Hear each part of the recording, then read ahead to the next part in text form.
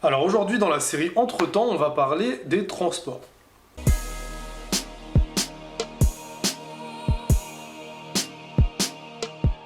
À Dunkerque, une ville de plus de 200 000 habitants, à Aubagne, ville de plus de 100 000 habitants, à Niort, à Compiègne, à Châteauroux, les transports en commun sont gratuits. En tout, une trentaine de villes françaises fournissent ce service gratuitement. Il existe même des pays, comme l'Estonie par exemple, où l'intégralité des transports en commun le sont. Plusieurs villes américaines ont sauté le pas, l'Allemagne, elle aussi, a drastiquement baissé le prix de ses transports en commun, l'Espagne a voté récemment la gratuité, temporaire. Il est donc matériellement possible de mettre en place cette gratuité, comme pour les soins, l'éducation, ou comme un jour, souhaitons-le, c'est une question de dignité humaine pour le logement ou certains biens alimentaires, voire tous les biens alimentaires. Mais les résistances sont énormes dans une société où l'économie prend toute la place avec une seule idéologie, la logique marchande et ses pseudo-lois injustes.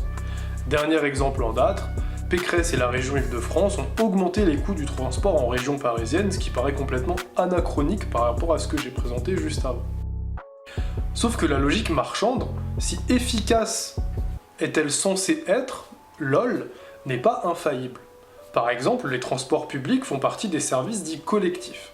Ces derniers sont des services dont les caractéristiques ne sont pas adaptées aux lois du marché. En effet, la concurrence n'a aucun intérêt dans la production des biens collectifs. Quel intérêt y a-t-il à laisser plein d'entreprises différentes créer plein de routes parallèles ou plein de trains de marques différentes pour faire le même trajet? Quel intérêt à construire différentes usines de traitement d'eau avec différentes marques de canalisation pour relier tout ça aux habitations? Cela représenterait beaucoup de frais et de destruction écologique inutiles. Ces biens et services collectifs doivent donc être assurés de manière centralisée, et je le précise tout de suite, pas forcément par l'État, mais en tout cas par la collectivité. Pourtant, on veut imposer la concurrence partout, même quand c'est insensé. Alors à votre avis, pourquoi? Tout simplement car dans l'idéologie libérale, la concurrence est censée aboutir aux prix les plus bas. Et c'est pas toujours le cas, notamment dans le cas justement des biens collectifs. Et donc, si les prix sont bas, c'est censé être désirable pour les consommateurs. Dans le schéma économique, on est un peu des animaux idiots, plus le prix est bas, plus on a envie d'acheter. Voilà. Sauf qu'en se focalisant sur des prix bas, pour nous les consommateurs, on oublie les travailleurs qui eux subissent de plein fouet cette concurrence et ces prix bas, quitte à en perdre leur emploi, quitte à en perdre du salaire. Vous vous rendez compte de l'absurdité? À en oublier les travailleurs, on en oublie les consommateurs. Sauf qu'en général, on est un peu des deux côtés. Je pense qu'on est rare à être seulement consommateur sans travailler, rare à être seulement travailleur sans consommer.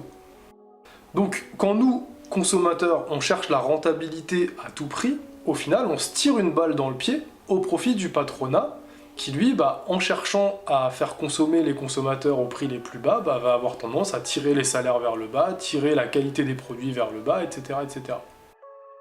Autre argument pour éviter que les transports en commun ne soient gênés par la loi de l'offre et de la demande, par le libéralisme, ils n'ont pas qu'une fonction économique, mais également une utilité sociale. Ils permettent l'égalité de tous les citoyens dans leurs possibilités de déplacement. Et ces possibilités de déplacement, elles ont un rôle économique, professionnel, mais elles peuvent aussi avoir un rôle au niveau de la santé, au niveau de la famille, etc. C'est donc garantir un certain exercice concret de l'égalité, une sorte d'égalité des chances, déjà. Seulement se contenter d'affirmer que l'égalité existe car elle est dans la loi ne suffit pas à la garantir dans le monde social. Il nous faut une égalité minimum des chances, c'est-à-dire au départ, voire viser une égalité parfaite, une égalité des conditions concrètes d'existence. C'est pas le cas quand on a des niveaux d'éducation, de santé, de moyens de se déplacer extrêmement différents. Je parle même pas des salaires, etc. Encore une fois, en affirmant que les moyens de transport sont pas seulement une condition économique, mais aussi une condition sociale de l'égalité, on remet dans les cordes l'idéologie de la concurrence à tout prix. Une idéologie qui pense l'économie de manière totalement séparée du reste des réalités sociales. Dans la vie, tout n'est pas régi par les prix. On a aussi besoin de repos, de douceur, de beauté, d'air pur, d'amour, et tout ça, ça ne s'achète pas. Pire, parfois, le monde économique détériore ses biens en nous privant de temps, d'énergie, de conditions matérielles d'existence dignes, et en polluant notre environnement. Autre avantage clé en faveur de la gratuité des transports en commun, c'est évidemment la lutte contre la pollution et le réchauffement climatique, Qui peut nier aujourd'hui que la pollution des pauvres est une pauvre pollution, tandis que celle des riches est incommensurable? Car ce sont les riches qui ont plusieurs maisons, plusieurs voitures, parfois beaucoup plus polluantes, qui ont des jets privés qu'ils utilisent des dizaines de fois par mois, qui possèdent des yachts, des usines qu'ils n'hésitent pas à délocaliser dans des lieux à faible contrainte environnementale, qui font du lobbying contre les réformes écologiques nécessaires, etc.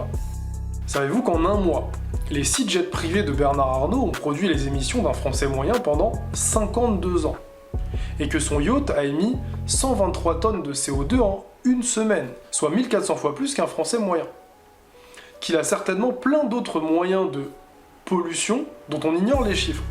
Savez-vous qu'à l'été 2021, Jeff Bezos et 3 acolytes ont émis 75 tonnes de CO2 chacun en 11 minutes, soit plus qu'1 milliard de personnes dans leur vie entière pour du tourisme spatial? Savez-vous que 94 paquebots polluent autant que 250 millions de voitures en Europe, selon une ONG?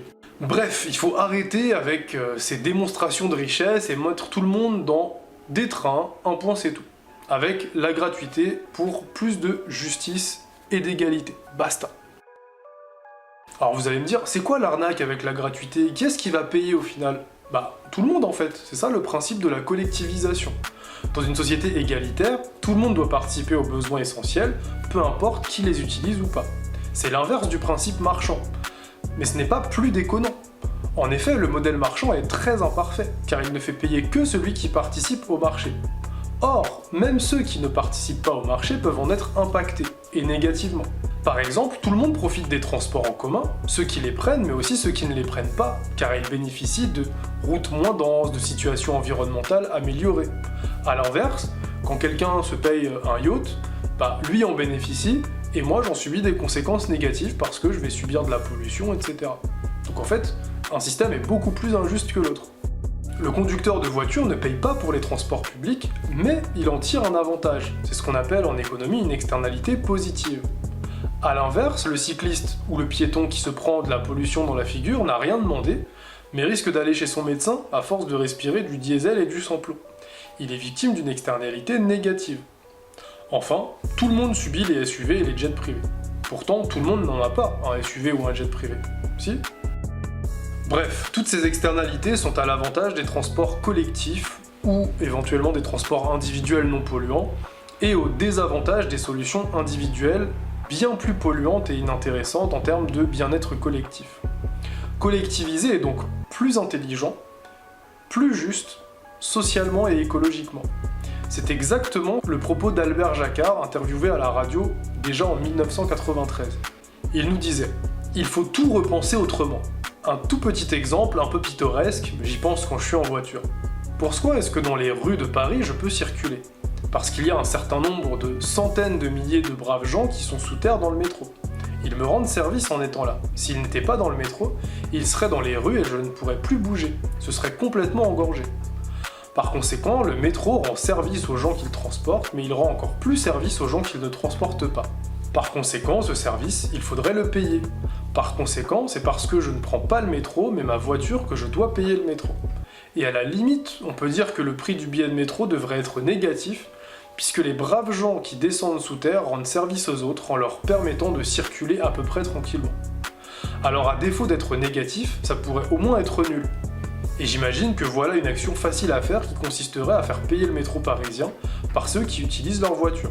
C'est juste, c'est économiquement parfaitement justifiable, et pourquoi est-ce qu'on ne le fait pas ? Pourquoi on n'ose pas revenir en arrière sur des idées reçues? Ce n'est qu'un petit exemple pittoresque, mais je crois que l'essentiel aujourd'hui, sinon on va à la catastrophe, c'est d'oser remettre à plat toutes nos idées reçues. Emboîtant le pas à Albert Jacquard, il faut insister sur le fait que, de manière générale, il faut lutter contre l'idéologie libérale, caution respectable du capitalisme. Il faut lutter contre la propriété privée lucrative, il faut lutter contre l'enrichissement à outrance de certains et les effets négatifs qu'ils ont sur toute la société. Il faut interdire les yachts et les jets privés, au minimum. Il faut penser collectif et penser gratuit. Il faut insister sur la nécessité de transports en commun gratuits, de logements gratuits pour tous, mais aussi de biens nécessaires comme l'eau accessible à tous. Là, on poserait les pierres d'un début d'anticapitalisme. C'est concret, c'est réel. Et cela peut se faire maintenant, au sein même du capitalisme. Si des dizaines de villes françaises ont pu le mettre en place, si certaines villes françaises commencent à se réapproprier l'eau, pourquoi pas la vôtre? Pourquoi pas maintenant? Merci de m'avoir suivi, c'était Entretemps sur la chaîne L'Indigné du Canapé. A très bientôt.